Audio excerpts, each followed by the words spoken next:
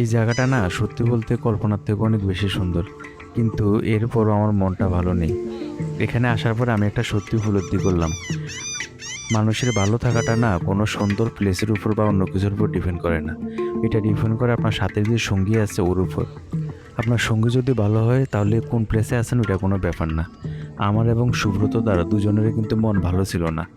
যে কারণে আমরা সমুদ্রে নামার কোনো ইচ্ছা ছিল না। কিন্তু আমি পরে চিন্তা করে দেখলাম যে মানে আমাদের সময়টা আমরা কেন অন্য কারোর জন্য নষ্ট করব? এখানে হয়তোবা জীবনে আর নাও আসতে পারি। তাহলে যেহেতু এই সময়টা আমার, আমি এই সময়টাকে আমি এনজয় করব। আমি ডিসিশন নিলাম যে আমি স্নান করতে নামবো। দাদাকে অনেকবার বলার পরও দাদা রাজি হয় নাই। পরে আমি একাই নেমে গেলাম সমুদ্র স্নানে। আমার জীবনের সেরা একটা মুহূর্ত আমি এখানে কাটালাম।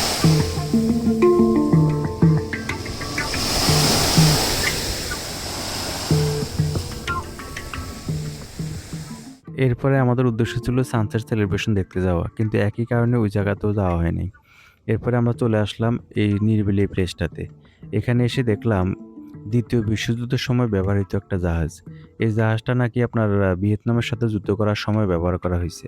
এটা কিন্তু এখন মিউজিয়াম হিসাবে ব্যবহার করা হয়, যেটা ৫টার দিকে বন্ধ হয়ে যায়। তো আমাদের আসতে দেরি হওয়ার কারণে আমরা এখানে আর ঢুকতে পারিনি। তো এটা বাহির থেকে ভালোমতো এটা দেখে নিলাম যে জাহাজটা কেমন। আর আমার কাছে তখন না অবিশ্বাস্য মনে হইতেছিল যে কত বছর আগের একটা জাহাজ আমি দেখতেছি যে যেটা ২য় বিশ্বযুদ্ধে ব্যবহার করা হইছে। আরেকটা সুন্দর জিনিস হলো আমার পুরা ভিডিওতে যে মিউজিকটা বাজতেছে, এটা কিন্তু এখানে আসার পরে আমি দেখলাম একটা লোক বসে, বসে কি একটা দিয়ে যেন এই মিউজিকটা মানে বাজাচ্ছিল। পরে আমি রেকর্ড করতে ভুলে গেছি। আমাদের সাথে তুপু নামে একটা ছেলে ছিল। ও ওইটা রেকর্ড করে পরে আমাকে পাঠালো। এত সুন্দর মিউজিক আমি মানে পরিবেশটার সাথে মিউজিকটার একদম পুরা খাপে খাপ মিলে গেছে। খুব মানে ফিল করতেছিলাম মিউজিকটা ওখানে বসে, বসে।